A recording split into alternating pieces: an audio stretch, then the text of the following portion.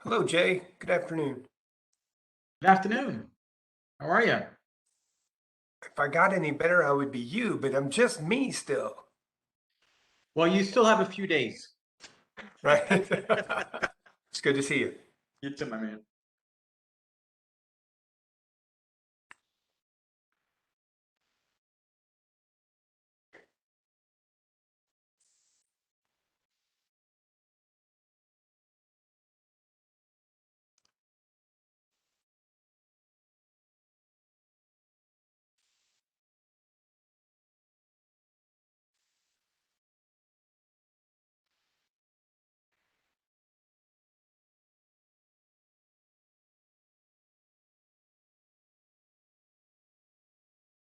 Sorry, Jay. Doing 12 things at once. Oh, that's quite all right. We're all doing the same. It's Monday. Mm-hmm. I'm not, I can't keep up with that many. I've only got seven. Out of Seven Mondays? Whoa. Quick on the draw there, Paula. No, no, no, no. You said you were doing 12 things at the same time. I'm only doing seven. I can't keep up with 12. No way.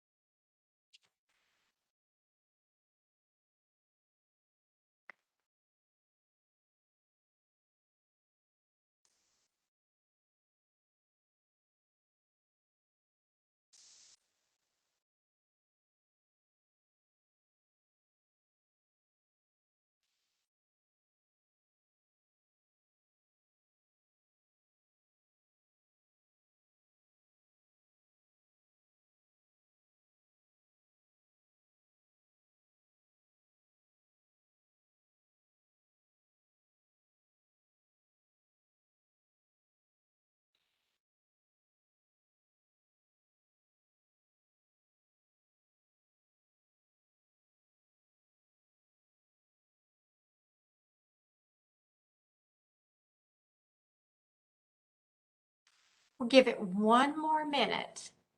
Okay.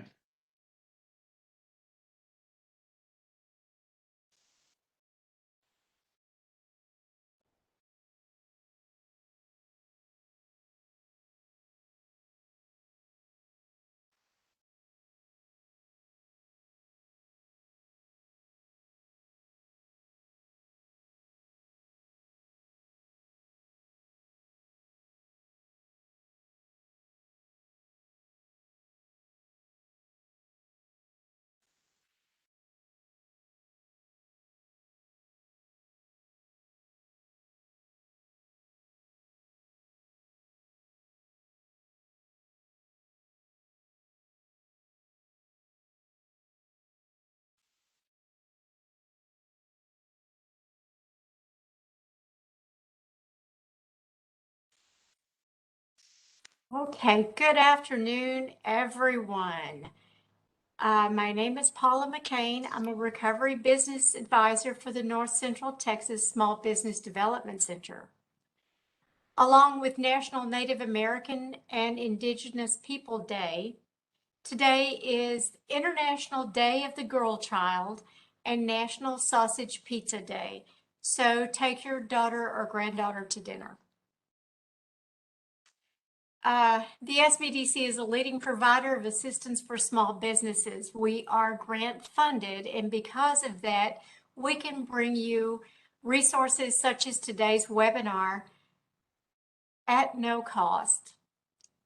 Today we will have Jay Mamie going over the third piece of his series, and this one is called Overcoming Objections. If you would, please put your questions and comments in the chat room and we will address them later.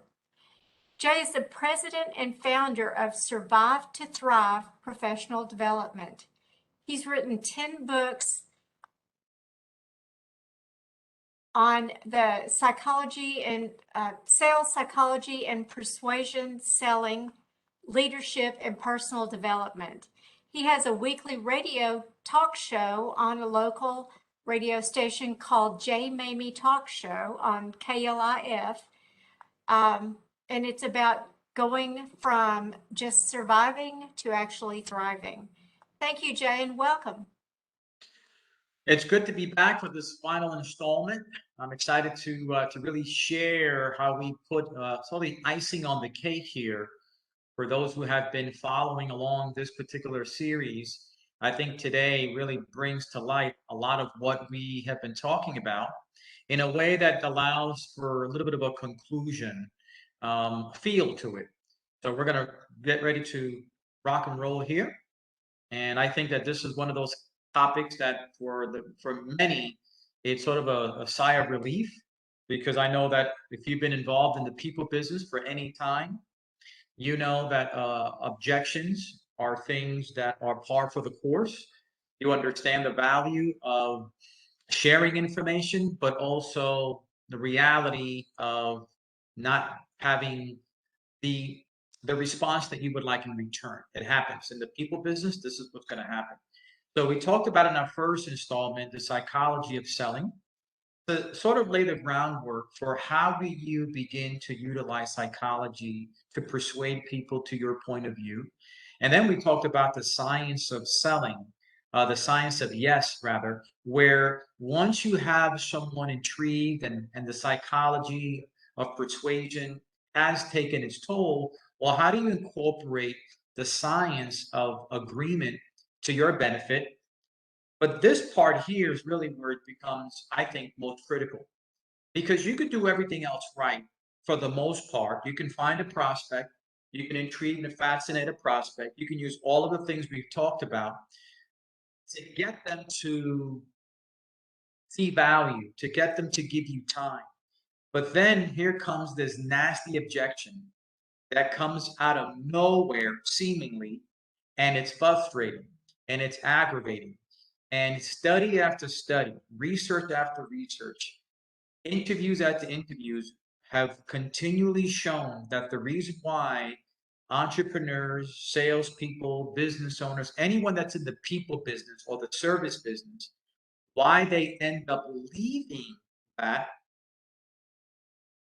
part of the reason, because it's small parts combined, but one of those reasons, one of those parts, which is the biggest part of many parts, is this inability to overcome someone else's objection. And the truth of the matter is, if you are in business and if you are experiencing a lot of objections, you're not going to stay very long in doing that business or providing that service or being the entrepreneur or following that dream or vision of sales superstar, because the objections are going to beat you down. And it becomes discouraging, it becomes disappointing. You can actually get very depressed if you continually face objections that you don't overcome. It's a surefire way to find the exit door from your sales career or your business. So overcoming objections is so important because it'll give you the two things that you need most. The two things that you need most if you're going to have any level of success. And they only come when you are well equipped to overcome objections. Number one is competence and confidence. If you are a competent, confident business owner, business professional, sales professional, then you're going to hang around not only a heck of a lot longer, but you'll have greater success because there's confidence, there's competence that you're able to exude in communicating your content. In other words, you know that you can handle whatever is going to come at you. You know that you're well equipped to give information, but also be able to process whatever it is that they want in return to a degree that'll give you still the greatest chance to complete that transaction. You're not going to be stumped by something that came out of left field, some objection that caught you off guard.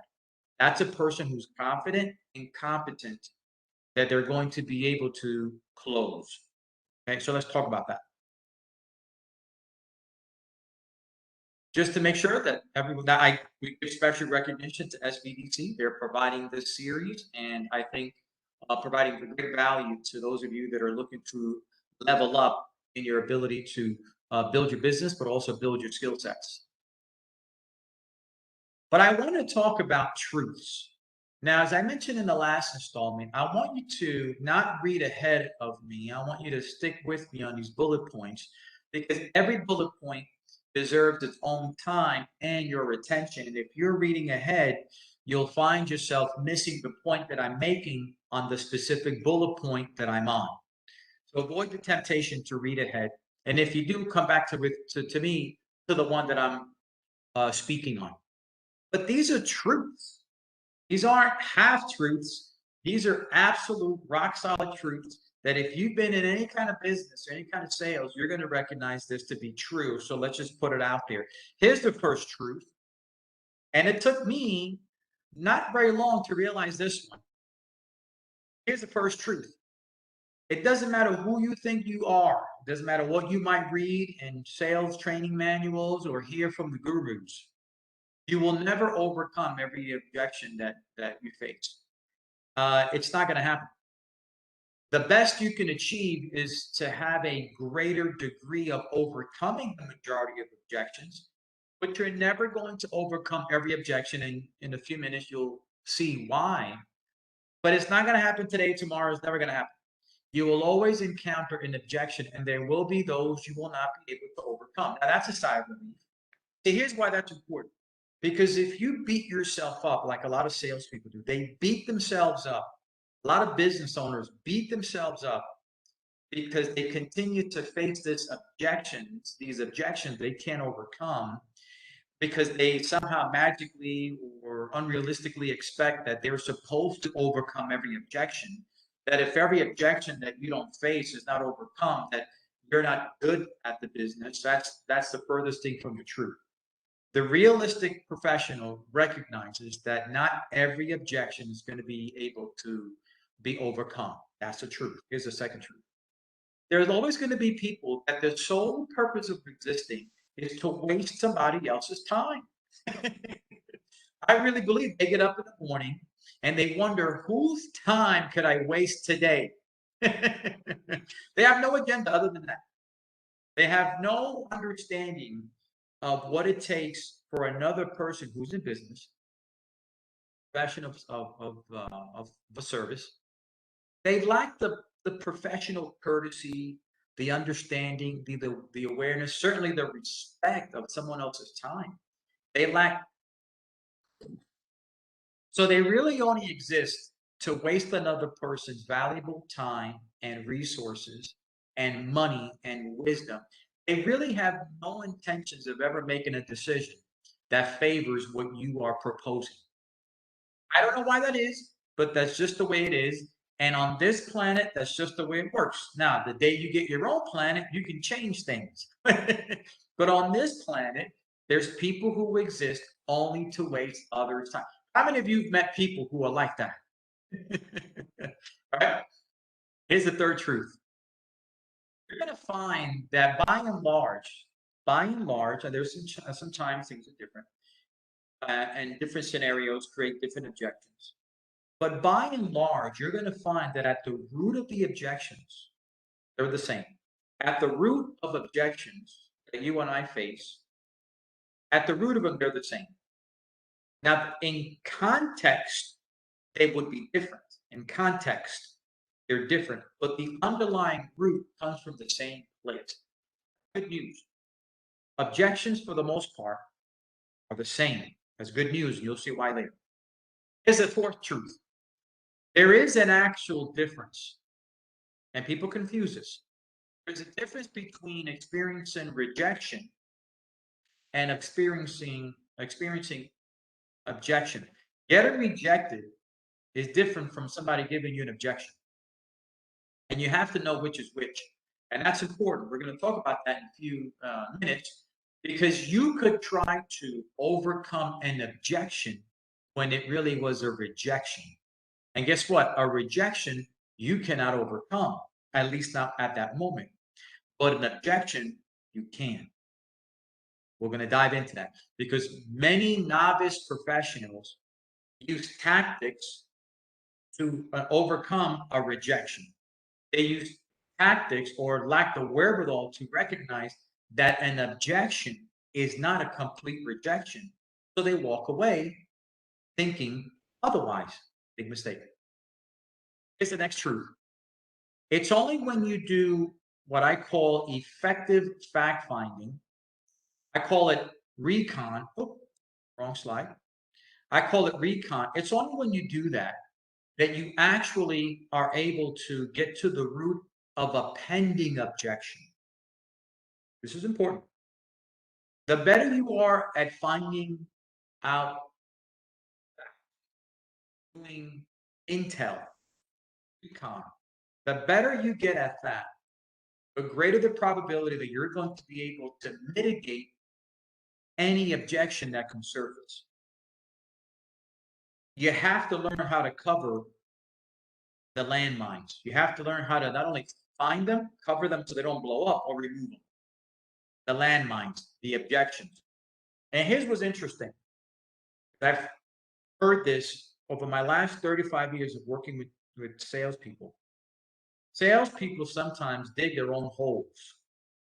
They find themselves digging their own objection holes by what they say and how they say it, or by what they don't say, or by how they don't say it, create their own objections.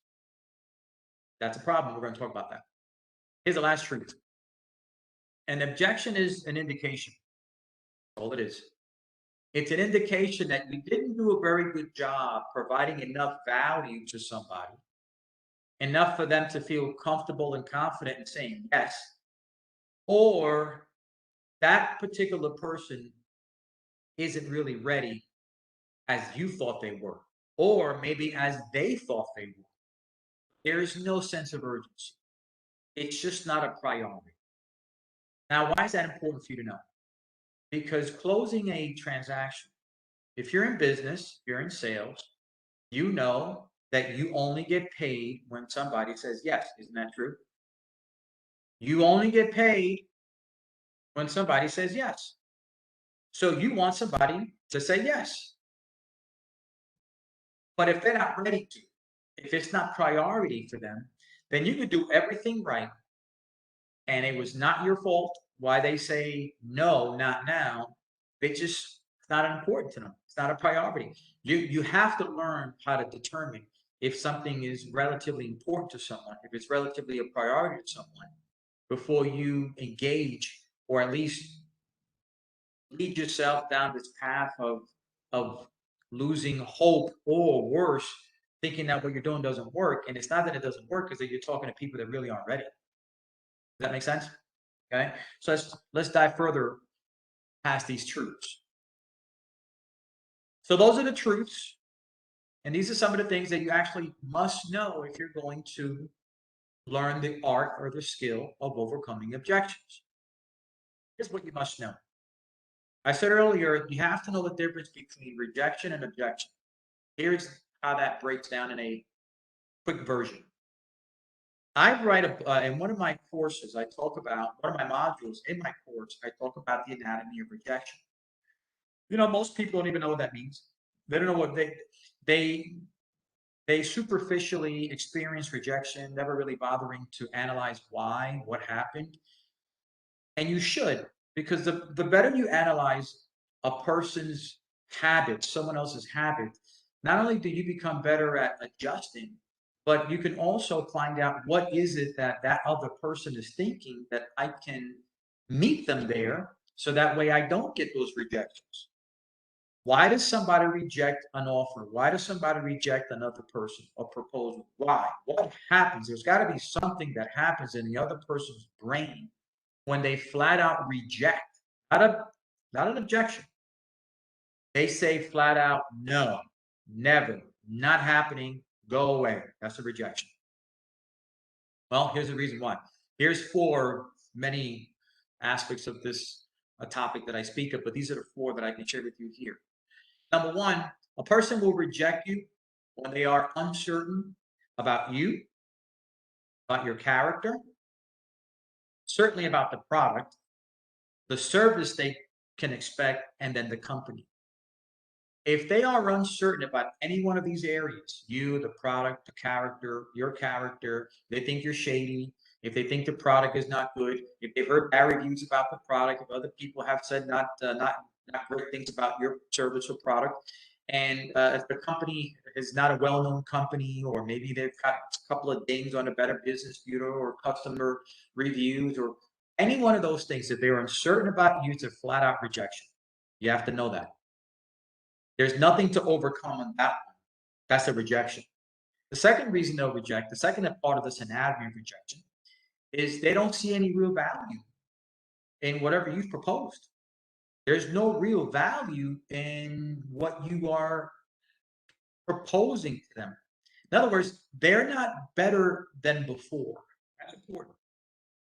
People will reject anything if they don't perceive that there will be more than before. If they don't perceive that there will be more than before, they reject. The way it works, the way that it is. So if there's no value, then chances are, unless they are someone who likes to be who just buys things for no reason, they're just a chronic buyer or a glutton for punishment, they'll say yes. But outside of that, they're going to reject. There's no value. Here's the other part of it. They don't believe you're committed. They believe you're going to be there in the long run. They could be certain about your company, the product, the service. They could be certain about all. They could see value in it, but they don't see you as the person that's going to be there in the long haul with them when they need you, when they try to reach out to you for a question to be answered, when they have a problem. They don't think you're going to be committed to them. You're not going, they don't see you as being committed to them as they're going to be to the product or service that they're buying. I see that all the time. Where I see that on LinkedIn. And if you have a LinkedIn page that looks or sounds like anything like this, then this is for you. You have people who post up LinkedIn profiles and they're like schizophrenic on their profile. They're like have identity crisis on their profile. They say, I do this with this company. Oh yeah, and I also do that with that company. Oh yeah, and I also do this over here. And there's no congruency. There's no overlapping. It's okay to post that I do this and this if there is a congruent overlap. But if you are, I'm doing this, and then I'm doing this, and I'm doing that, that person who's visiting your profile is going to wonder, how committed are you to any one of them? And if I decide to do business with you, how committed to servicing me and providing for my needs are you going to be when you're busy doing something else? I had that recent experience with a person who reached out to me from overseas on LinkedIn, and she was trying to convince me to give her a chance to do marketing for me from the radio show. She does marketing for podcasts, and she wanted to do the same thing for me. But when I went to her profile on LinkedIn, she's all over the place. She's all over the place. You know what I thought to myself? Number one, I rejected her offer. I needed the service, but I rejected her offer because I didn't trust this person. I didn't trust the character. But more than that, I just didn't think that she was this person. If I had a problem, that she was going to respond to me right away, especially when I asked a few questions early on, because I was interested. And I wouldn't get a response back, an email response back for a week. I said, this person's not committed, so I rejected. I saw the value. I didn't see the commitment. So there's an example there. Here's the last aspect, the anatomy. What you offer, this is important. What you offer doesn't align with the way they see themselves. This is huge. Let me give you an example. When I was a personal trainer, I had my own personal training business. I would never, And I also at the time used to do sell like vitamins and nutritional products. Made sense, right? I was a personal trainer, and then I sold nutritional products as well. I wouldn't go prospecting for clients or customers to talk to them about my weight loss products, my nutritional products. I wouldn't go to McDonald's. I wouldn't go to Dunkin' Donuts and sit in the eating area and scan who I can talk to about nutritional foods and vitamins and losing weight and diet and nutrition and shakes. I wouldn't do that. Why? Most people more than likely wouldn't identify with what I'm offering. Health and wellness and losing weight and being, they wouldn't, especially the people at McDonald's, they would. So I would be out of my element. They would reject me, not because it has anything to do with me or my products, but it doesn't match up with their identity. That's not how they see themselves. So everything else could be great, but internally, they don't align with what you offer, with who they see themselves as. Let me give another example. But this is a point that's 99.9% of most professionals never even think about this. But again, that's why I'm on this course, right? Paula, that's why I'm doing this. There's a number of people, and I did this training for a network marketing, multi-level marketing, a few businesses. I did the same training here. And I said to them, here's what happens when you are a network marketing company or a sales company, and it doesn't have to be network marketing, it could be anybody who offers a sales career or a sales position. But here you are, you're excited about your company, you're excited about finding people to represent your company as distributors or salespeople. And all of a sudden you meet a person, another individual, they're nice, they're friendly, they know a lot of people, they've got a great personality. So on the surface, they look perfect. You make an offer to get involved, for them to get involved in your opportunity or in your sales business. And they say no.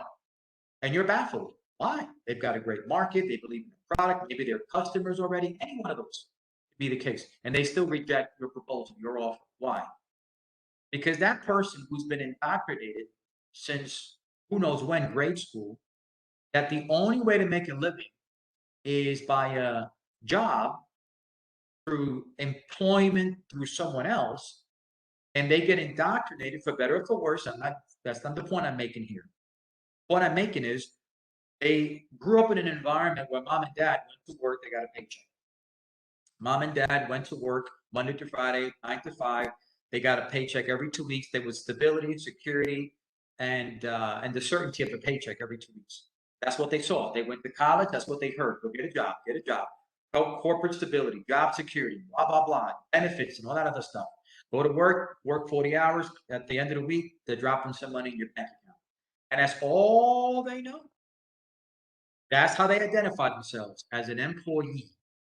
Now here you come along talking to them about being self-employed, being an entrepreneur.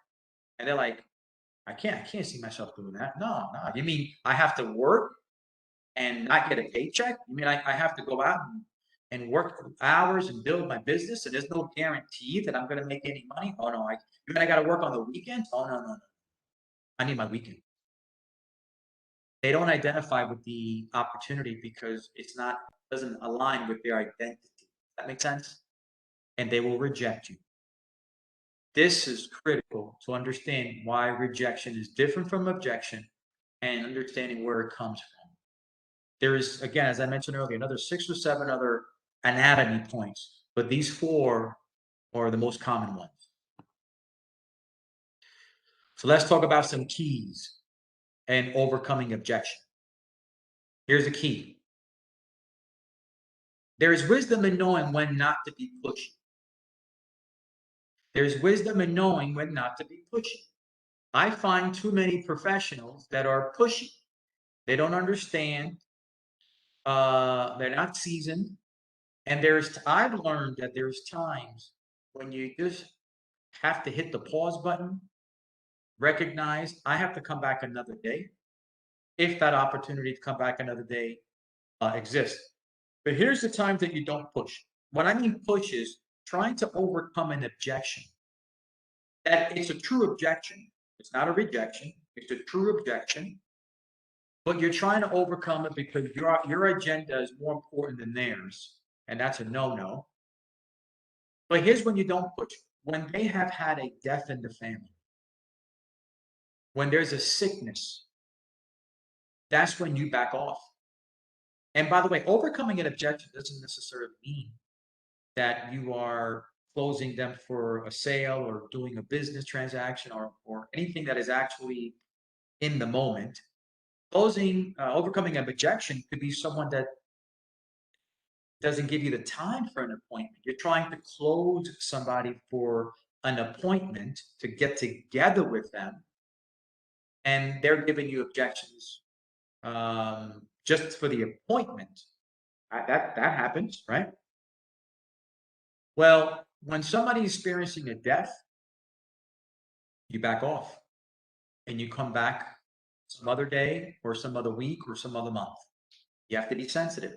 If someone is sick themselves or they're dealing with a sickness, same thing. Last year during COVID,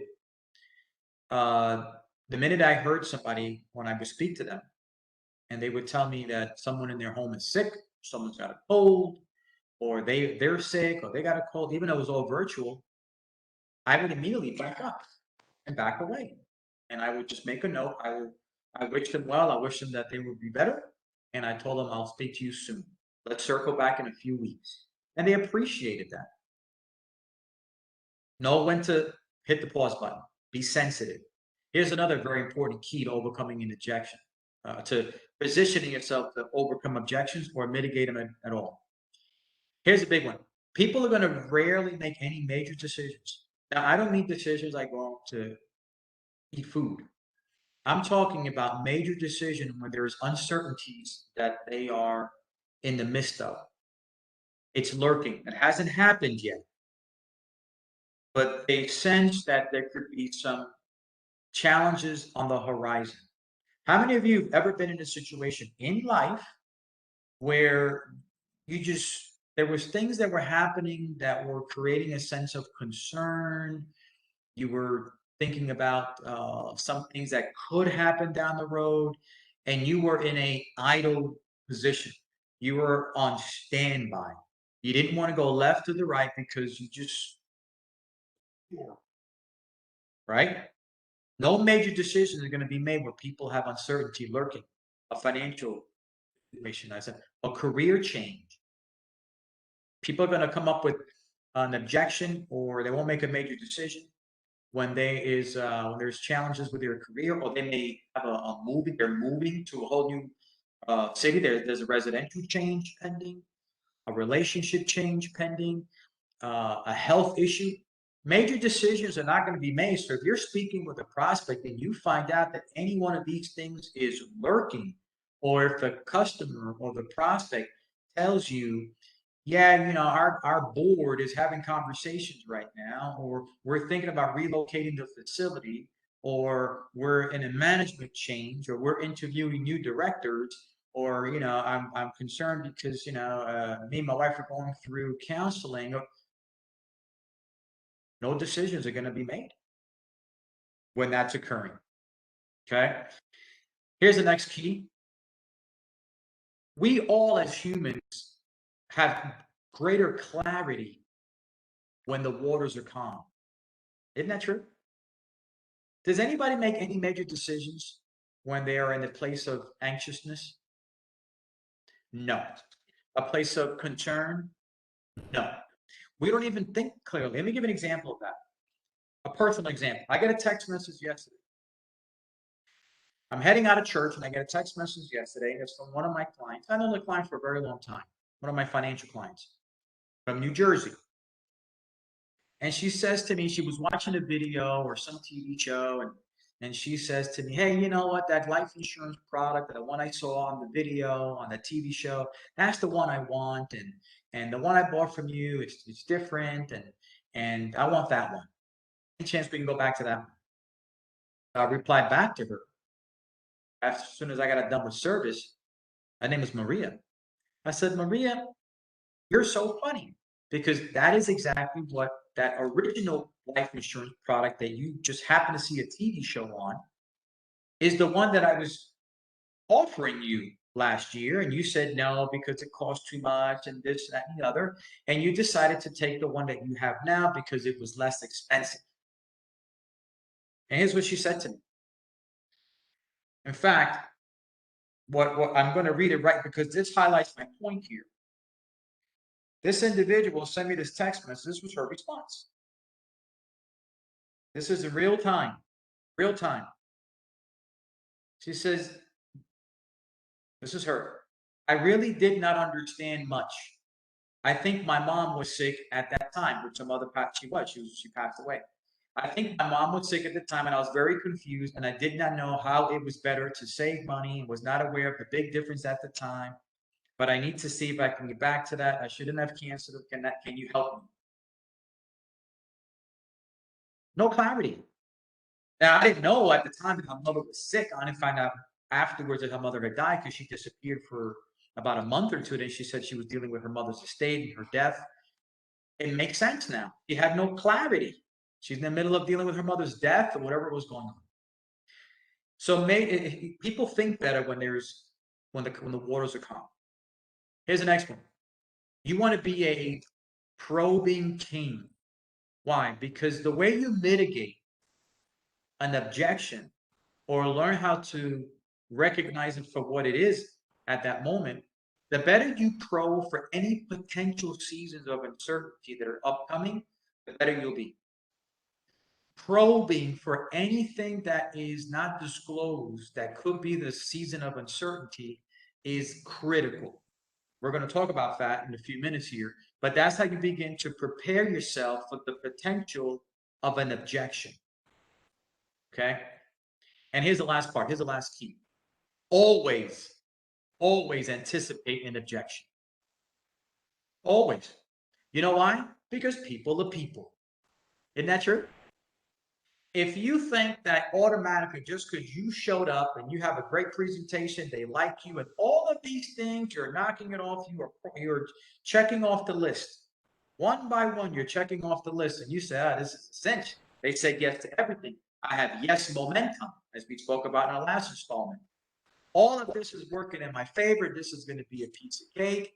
And all of a sudden, bam, here comes the objection, and you're not prepared for it.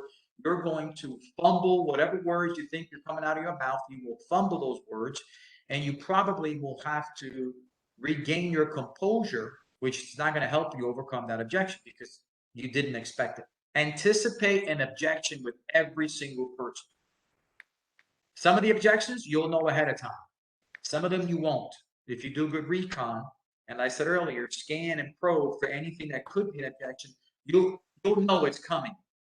But you have to anticipate an objection every time. Does that make sense?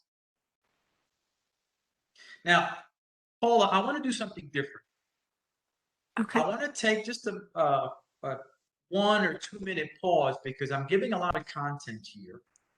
And I've got more that I'm going to give here in the next 30 minutes. But I want to just gauge feedback from people and see if what I've covered so far makes sense, if they've experienced anything similar to that. Not open it up for a major drawn out moment here, but just maybe a minute or two to hear feedback or questions or experiences or comments that can help another person that's listening as well. Okay. If you have any comments or questions, please go ahead and you can unmute yourself and ask Jay directly or put it in the chat, whatever you prefer. One thing, Jay, that I got was that something that happened to me a long time ago when I first started hearing union grievances. I was trying to convince my union counterpart of my opinion or my opinion of what the appropriate settlement should be for the grievance. And so he gave me his feedback. I gave him mine. I continued giving him mine. He went, whoa, whoa, whoa, whoa. No, we have to agree to disagree. And it would have been like beating that dead horse, just me continuing to talk because he had already said no. He'd already decided no, it wasn't going to be that way. So it was a lesson learned that, maybe I need to listen for that and be aware of what could be coming, be prepared for that objection or rejection. Very good. Very good. Yes. Brett? One of the things that you covered, and yeah, you did cover a lot of information there. And one of the things that I was interested in is what you said about LinkedIn, which I guess goes across all social media platforms pretty much, because I've noticed people will look you up completely these days on any channel they can find about you if they're trying to figure out if this is the type of person they want to do business with or not, or even hire. But the point being that you're trying to convince somebody that you're the right person. And then when they look up those, is if you got any, I have one for myself, which is don't use social media, but do you have any, I guess, requirements or anything you could give us for tips on what we could do? Because that girl that was all over here, here, and here for you that you were giving as an example, people with a big background might want to include all of that, but at the same time, it does indeed look like they're not very focused. So is there a way to include all of that, or should you just pick your favorite and go with that? Well, just to go back to this lady that we were talking about, her name is Miranda. In her headline, she put that she did 3 different things, none of them related to each other. So one was podcast marketing, another one was some other stuff, and one that had nothing to do with marketing at all. It was like teaching, I forgot what it was. But I said to myself, so which one is she really spending time on? So there's a difference between what you put in your headline. And actually, Paul, this might be something we could do in the future, because I've written books on LinkedIn, on profiles and how to use it. And this would be, because that's a whole mystery for people sometimes. There's a difference between what you put in your headline, in your header, which is what's underneath your face, and in the body of the LinkedIn profile. In the body of the LinkedIn profile, you definitely want to put that you have a diversified career experience, because that is marketable.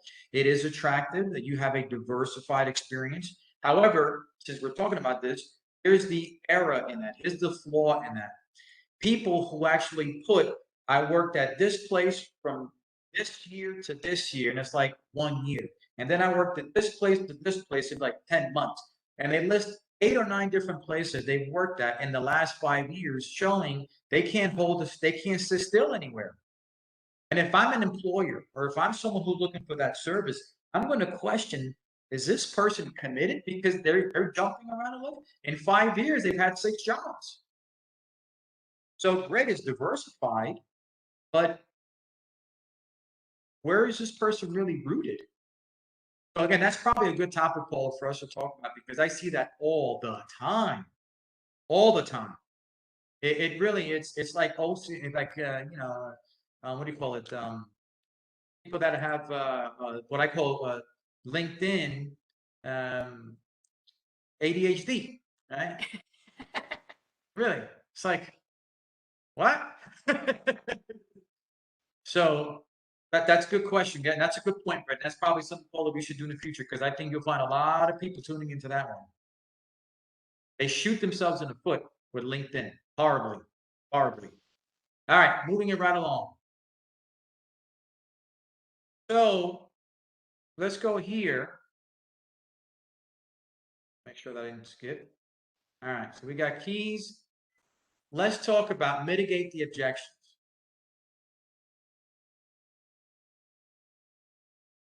Three techniques that you can mitigate the objections. I said earlier that the problem I find often is that we create the objections. We create the objections. Let me give an example of that. So I've trained sales pros for a very long time, specifically in financial services. I've developed sales teams for 2 major companies. I've done that for a very long time. Not just financial services, but predominantly financial services. And then also in the health and wellness field as well, because that's what my background is also. So when I was training my own sales teams and I would train somebody brand new and they would go out in the field, right? They're going out to meet clients and they would come back, or I would ask them the next day, so how'd it go? Or if they got on the phone to schedule an appointment. So I would ask them, how did it go? And they would come back and tell me, well, you know, my cousin, she says she already has life insurance. And then she already has life insurance. I said, but we didn't, that's not in the script. We didn't train them. There's no mention of life insurance in anything that you and I have been talking about to schedule your appointments.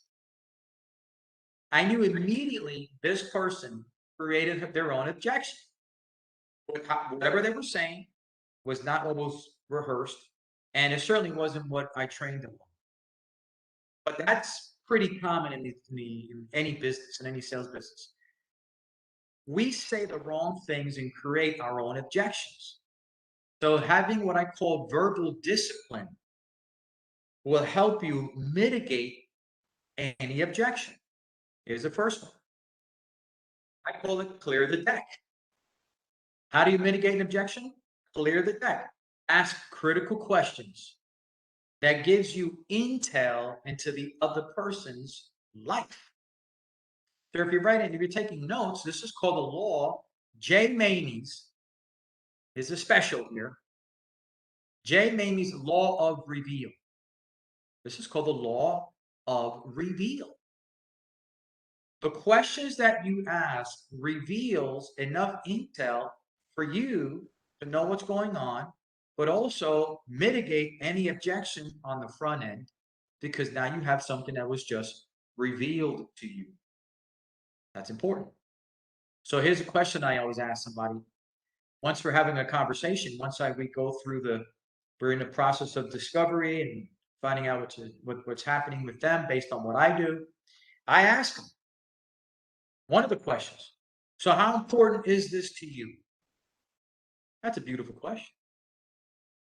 How important is this to you? Why do I want to know that? Because if they say to me, oh, it's very important. It's really important for me to get this stuff done. Boy, if I don't fix this problem, right? That tells me there's a sense of urgency. That's good.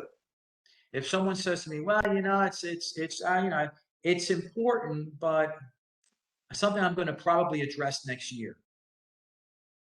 I know that the objection could be not now, and that's fine. I want to mitigate those objections. Here's another one. Here's a beautiful one to ask somebody. So on a scale, on a priority scale of 1 to 10, 1 being comatose, 10 being state of an emergency. With what I can help you with, where does it rank? Great question. Great question.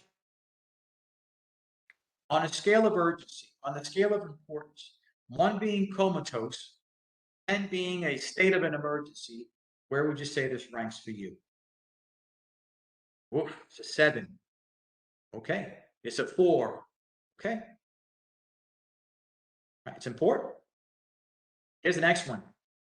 All right, by the way, don't use all of them at one time. Okay? You pick one. Here's the next one. This is one that I would use with I mentioned I train real estate companies. So when I was training Keller Williams in New York, this is one of those questions that I would have them ask whenever they met with somebody who was listing their property or buying one. Very important. Have you done other research, or am I your first stop?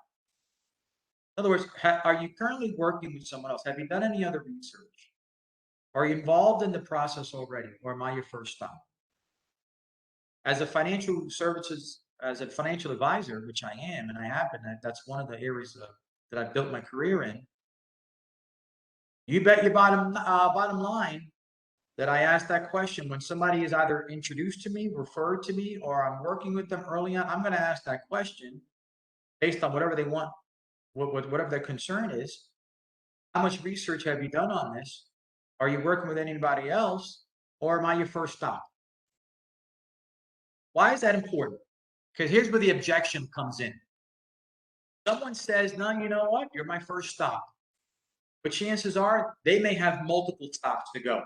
Isn't that true?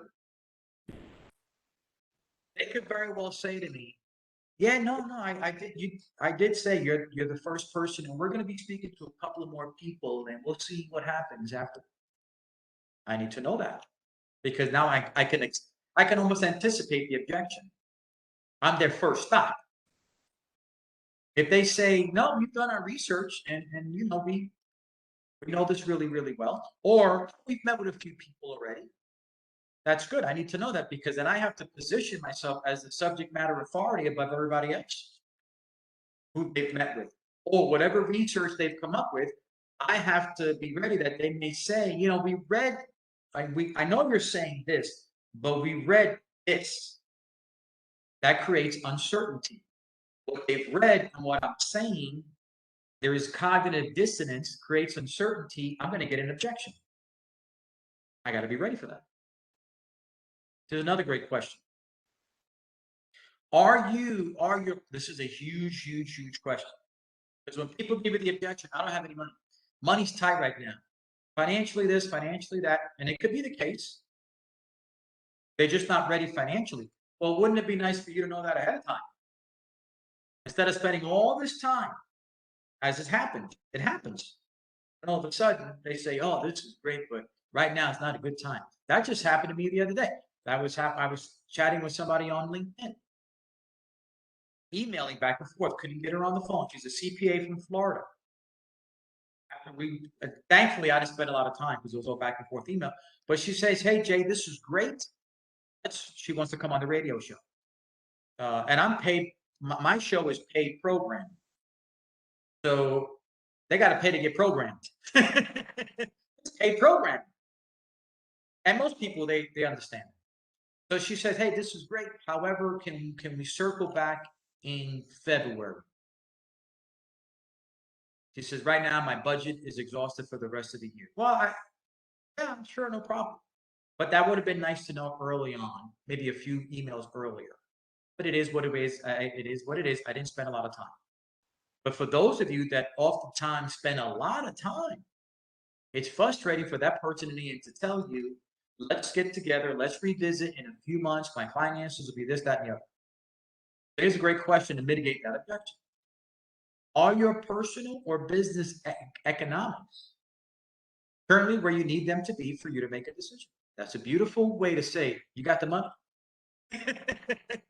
You got the money? You ain't got no money? Why are we talking? It's a very nice cordial way. That's New York style right there. That's Northeast style right there. For someone to say, a very nice way to say, are your current economics in a place, in a position where you can make a decision? You know what they're going to say to you? Yeah, we're okay. Yeah, economically or not there yet, but we will be. Okay. Now you've just mitigated the objection. They've told you not there yet. That's intel. Let's go to the next way to mitigate. Repave the objection. Repave the objection. This is huge.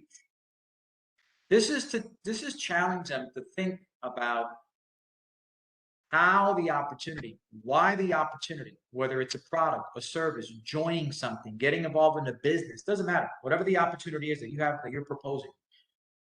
Challenge them to think why it would make sense, why it would not make sense for them to continue.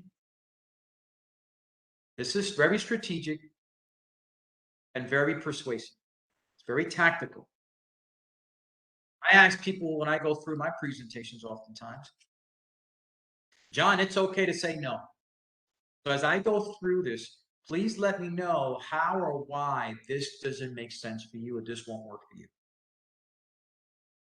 Feel free as we go through it. Now, why is that so strategic and important? Because number one, I want to know at what point that I say something or not present something where they're starting to check out, because I can check them back in. I don't want to wait to the end when they've talked themselves out of saying yes and I'm cruising right along, and they have said no 20 minutes earlier or hit the pause button 20 minutes earlier.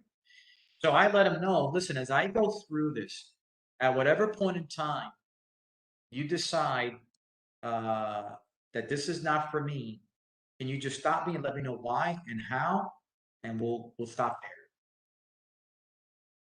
Now, here's why that's important. Because if they stop, now you got the objection. You've isolated the area where there's an objection. And number two, if they don't stop you along the way, if you've told them, stop me when you don't like it and you don't think it's for you. If they don't stop you throughout the way, what can you assume then in the end? That they like it, that they feel good about it. So now when the close comes, when you're closing them to say yes, you can say to them, I can only assume, John, that since you didn't stop me throughout the presentation, that everything I spoke about seems to be in alignment with what you need and want. Is that safe to say? You didn't stop me at all. What are they going to say? No, you're right. Mitigate the objection. Okay. Here's the last one. Don't create the objection, as I said. Here's how you don't create the objection. Avoid what I call diarrhea of the mouth. How many of you know people who have diarrhea of the mouth? They just go on and on and on, and they talk themselves not only out of the transaction, but they dig an objection hole deeply. Don't give more than what you're being asked for. Don't give more than what you're being asked for. There was a guy when I did real estate in the Bronx in 1991, 1992. There was a guy named Rocky. He was an interesting fellow. He was a shark. He was one of these Bronx sharks in real estate. He was Guyanese. His name was, imagine a Guyanese guy and his name was Rocky. Now you know you're in the Bronx, right? So, so Rocky says to us, he was the manager at the real estate office. He was the broker. He owned the office. And he told us, here's your first lesson in selling real estate. He didn't do any stuff like we're talking about here. It was just hard-nosed. You're going to learn it by doing it. And he says, don't sell blah, blah when you have sold on blah. Don't give them blah, blah if you got them on blah. Because the extra blah will get you in trouble. Not in a bad way, but he meant it'll create more objections than weren't there. I've never forgotten it. So blah, blah when you have closed them on blah. Don't feel like you've got to talk just because you want to hear yourself. All right. Let's wrap up here. Overcoming legitimate objections. Remember I said earlier, objections? There are some legitimate objections. There are some legitimate objections. Give me a second, guys. I need to plug in my laptop because it just dimmed, and I don't want to lose it while we're in the middle of it.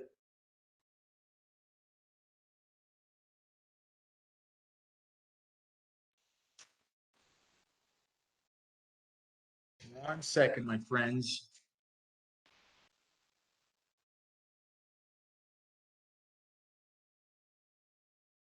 Okay, so here we are. Very good. All right. So how do you overcome objections? The legitimate ones. Let me give you some very effective techniques. Now, am I still okay, Paula? Can I still be seen and heard? We're okay? Okay. All right. Here's a warning. Don't show frustration or annoyance. You will never overcome the objection. You have to remain calm and cool, but concerned. I want to repeat that. There's a skill in remaining calm, cool, but not losing the fact or the authentic concern that you have for them when they aren't agreeing to your proposal, because you really know in your heart of heart you've got something good for them, and you are genuinely looking out for their interest, and they're not seeing it, and they're giving you some legitimate objection. Don't show frustration. Don't get annoyed. They'll pick up on it right away. You'll never rebound from that. But don't lose the concerned approach as well. Okay? Be sympathetic, calm, and refrain from giving your advice or opinion. Because the minute you give your advice and opinion, people immediately see you as that's your opinion and you're trying to close a sale. Okay? Not to say that you don't give your input, your constructive input, your constructive insight. The minute you give your opinion, if you voice it that way, subconsciously, that other person will see you as doing whatever you can to close the sale. So don't give your opinion. Don't say, hey, my advice. Always talk about what's in your best interest is what we spoke about. What's in your best interest is what you said. I'm looking to provide for you what's in your best interest based on what you said. That's how you kind of work those words in a way that they feel like you're still concerned, okay? But here's how you identify. Here's how you overcome once you've done everything we've spoken about so far, okay? Identify and isolate what the real objection is. People typically only have one, maybe two. But if they are stretching for two or three objections are not an objection. They're looking for excuses, rationalize them as solid reasons to object. You know, it's kind of like when you're trying to prove your point, one isn't good enough. So you figure, let me give you two or three or four, because the more I give you, the more you realize that I'm right. 2, 3 objections, that's just a way for them to pile on more reasons, disguised as objections. Usually only one objection, maybe two, is what it takes, right? Identify and isolate which is the major one. Number 2, you want to clarify that you understand what that objection is. Don't assume that you know. Make it completely clear, because you might think you know what the objection is, and it's something very, very different. So let me give you some phrases that will be very helpful. Here's the first phrase. Brett, this is after you've had an objection, right? Brett, I want to be sensitive to your concern. I don't address them as objection. I address them to him as concern. I want to be sensitive to your concern. That's how you begin to address that. Here's another way. So that we're on the same page. You said that, dot, dot, dot. So that I'm clear. You're saying that that you're not moving forward because of this. Brett, it sounds like money is the area of greatest concern right now, which is what's holding you back from moving forward. Am I right? Clarify the objection. Don't assume that you know which one it is. Not only is it important for you to clarify it, but it's important for them to be clarified of it as well. Be surprised when someone hears their own objection, they begin to realize that doesn't make any sense. This man has done all of these great things. He's presented, and I'm telling him that I can't go there because I didn't get a haircut. That makes no sense, right? Present. Present a what-if scenario. This is a beautiful one. Let me give an example. What if the fee for service, let's say somebody gives you an objection that deals with money. Legitimate, that's a legitimate objection, right? They want to do it. They're not putting it on because they don't have the money now. But they just don't have the money it takes to do it now, but they have the money. Okay, that happened to me the other day with somebody. The same exact thing. So the question is, here's an example. What if the fee for service met your economic means? Then would you move forward? Isn't that nice? What if the fee for service met your economic needs? Then would you move forward?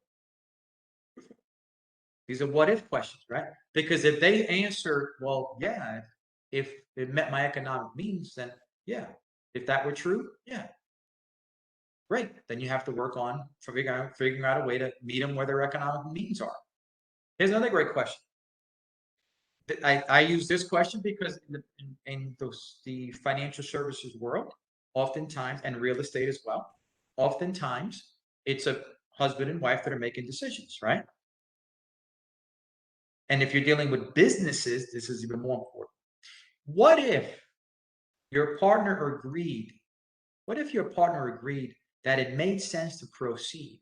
In other words, if your partner agreed that it makes sense to proceed, then would you proceed? Would you encourage the transaction to be done? Would you encourage your partner to say yes? I got to make sure that that person is on the same page. I got to get first that partner to say yes to me before we worry about the other partner. Does that make sense?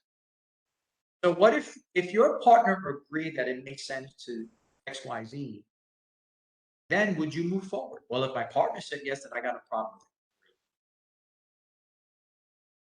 What if the time involved to pursue this opportunity didn't eat up the majority of the time for you to spend with your kids? Then would you give it a try?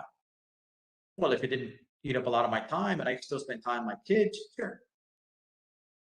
You see, what if? Present a what if scenario once you've identified and isolated and clarified the true objection. And we got one more to go here. Actually, yep, one more to go.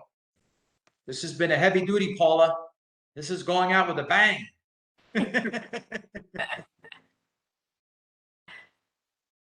Okay. I'll give you the trailer version on this one because this is really a training all by itself. Use logic. How do you overcome objection? Use logic. Leverage obvious gain with intelligent common sense. Leverage obvious gain using intelligent common sense. Sometimes that's the best way to overcome an objection. When you take the common sense of your recommendation and you intellectually rationalize why they should own it, why they should do it. Not emotional. Not, I think, my advice. Leverage common sense. So let's, how do you do that? One of the ways you do that is by simply using the words common sense. So if you're speaking with somebody, you say it to them who's giving an objection. They say, John, let's take a look at this using some common sense based on what you shared with me. And then I'm going to list the academic reasons. You said this is what this particular service, product, arrangement, alignment, business, whatever. This is what this will do based on what you've said your need for. This checks off every box. So if you look at it from a common sense standpoint, it does make sense, doesn't it? Beautiful. Use logic. Requalify the urgency. Reiterate the benefit. This is using the common sense part, guys. You reiterate the benefits and the features. Point out what their experiences have been by not owning that product or service or not saying yes. And then become their time traveler. Here's his last minute here. We're done. The time traveler means sometimes you got to pull people into tomorrow. This is a very clever technique. You can use it for anything, let alone business. Learn how to be somebody's time traveler. Pull them into tomorrow. There's people that lack the ability for vision, for foresight. They cannot see past the weekend. So you've got to take them by the hand and say, Caroline, let's fast forward 3 years from now. If we proceed on my recommendation, let's fast forward 3 years from now, what your life will look like 3 years from now. Let's fast forward 10 years from now and see what your business will look like because you said yes, because we took care of all these things. Pull them into tomorrow. Let me give you my 30-second pulling into tomorrow story, my time travel story, when I work with people who do not see oftentimes the value of something as simple as life insurance. Very basic, nothing spectacular. I did the same thing with health, everything else. But I would sit down across the table with a couple, and I would look at the wife, and I would say, Mary, let's fast forward some point in the future, and you get a dreaded knock on the door. And when you open the door, it's law enforcement, and you all of a sudden have a sinking feeling in your stomach, and the news that they share with you is not the, it's the news you would have dreaded hearing that. John, because this is life, it happens, was not coming home. Through no fault of his, was not coming home. Now, I hope, Mary, if this doesn't happen for a very long time, I hope it never happens, nothing. But if that were one day to be the knock on your door, emotionally, you're going to be distraught. Yes. And financially, you may be also, if you don't have what we're talking about in place. I don't think that's what you would want to go through. It's bad enough to go through emotional chaos, but financial chaos doesn't have to be there either. And John, that's the last thing you'd want your wife to experience at some point in the future, right?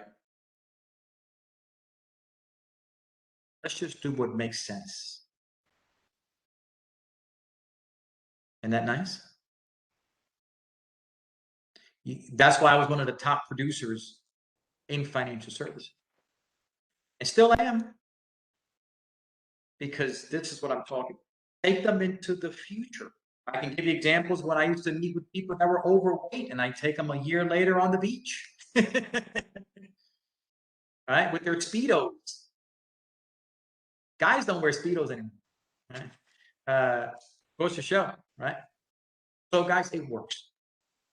Paula, it's been a joy being the series speaker. I hope that people got a lot out of these 3 installments, and I'm open for questions. Thank you, Jay. We have thoroughly enjoyed it. If you have any questions, go ahead and put them in the chat. You can unmute and ask the question yourself. That would be just fine. One of our attendees is appreciative of your time. He's enjoyed it. I believe he's been at all 3 of them. Great. I do have a question. At what point do you just go, okay, thanks? Once you've exhausted all of these tricks or skills, tricks is such a negative word here, but once you've exhausted all of those skills, I mean, at what point? Or do you have, can you tell by the way they are responding to you? This may be an elemental question. I don't know. Yeah, well, the answer is yeah, at a certain point, you have to know when to walk away because it's not happening. But if heading into that meeting or the appointment, you've cleared the deck. So, you know, you've filtered, not filtered, you've done the homework on if there's a sense of urgency, if there is a seriousness, if there's nothing else that is happening where there could be a decision that they're not going to make right away. If you've done all that, and it's a good appointment, right? And you go through your presentation and you cover all the benefits and the features, and you go through the ending here, the using logic, and all of the things that we talked about, and the person still says, no, I'm not ready. This is great. I'll get back to you. Then you've done all you can do. And as I said earlier, when I first started, you won't overcome every objection. I don't walk away beating myself up if I've done the best I can do. And I know in my heart of heart that I brought the goodies. If that person still, for whatever reason, is hesitant or there's something else going on that was not revealed or disclosed, which that happens sometimes, then I'm going to walk away. I'm going to walk away. I'll give you an example of that, Paula. There's a woman in New York that I've been working on to do her financial stuff she tracked me down for over a year. And I've done everything we talked about here. She's retired. I've done everything. I know her from the prior church that I attended in New York. She knows me. I'm a man of credibility. Everyone knows me. And she still has not said yes. I get put off. In other words, she's not said yes. I come to find out from somebody else that the reason she hasn't said yes to me is because her nephew just got hired by another financial company. She didn't reveal that to me. She's probably embarrassed to say to me, Jay, I love you. You're a great guy, but I want to give my nephew the business. That's embarrassing for her to say that. I would rather her say that to me. So guess what I did? I sent her a message. I said to her, Sheila, I hope that I haven't heard from you, so I can only presume that you've decided to move forward in another direction. I hope that things go well. Just know that I'm here in case you need a second opinion. I'm not going to overcome that. Her nephew's getting a license in finance. Not going to happen. Right. That's family. But again, I would have never known that. So that's one of those things, sometimes you're just not going to know all the facts as to why people don't move forward. So you have to be wise enough to say, let me back up and leave it alone. It's kind of exiting gracefully, I guess. Yeah. But you leave the door open. Yeah. Yeah. Okay. Yeah. So Jay, we have so enjoyed all three in your series. Thank you so much. And I'm getting, thanks again, Jay. Thanks Everybody's again. welcome. Thank you. Great. Well, you see Jay's contact information on the screen. Catch him on his talk show. And I just want to go over some of our upcoming events.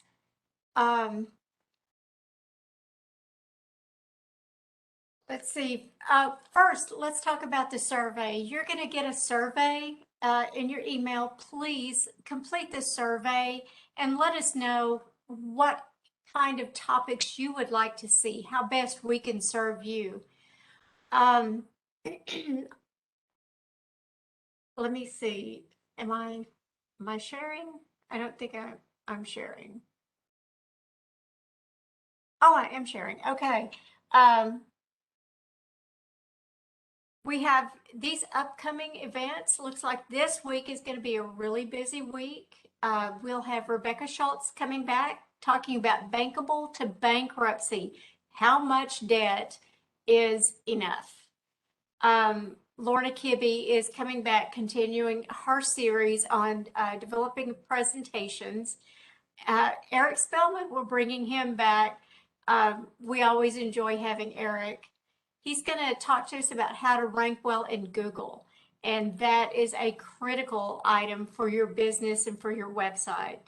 Marsha Hudson comes back with social media, how to attract online shoppers during the holiday season. Can you believe we're coming up on that? And then we have a new presenter, Melissa Forziat, how to win at social media. And then Lorna will be back talking about how to create slides and other visuals. We always enjoy the presentations that we get. We really enjoy all of the participation we get from our audiences. Please go to our website, sbdc.nctc.edu. That's where you can register for the webinars. You can get our contact information. You can schedule an appointment with an advisor. You can check out all the resources we have available there on the website, including our new tool called Size Up, a place where you can do some of your own research and get some industry information, local industry information, look at competitors in your area, as well as check to see what the community looks like that you are looking to serve. You can access our website by using the QR code that's up there on our slide. We would like to thank everyone that has made all of these webinars possible. The Small Business Administration, the state of Texas, North Texas SBDC Regional Office, and North Central Texas College. They do that through grant funding. Thank you all for your participation. Jay, again, thank you so much. And we look forward to seeing you tomorrow when we bring back Rebecca Schultz. Thank you all, and this will end our webinar.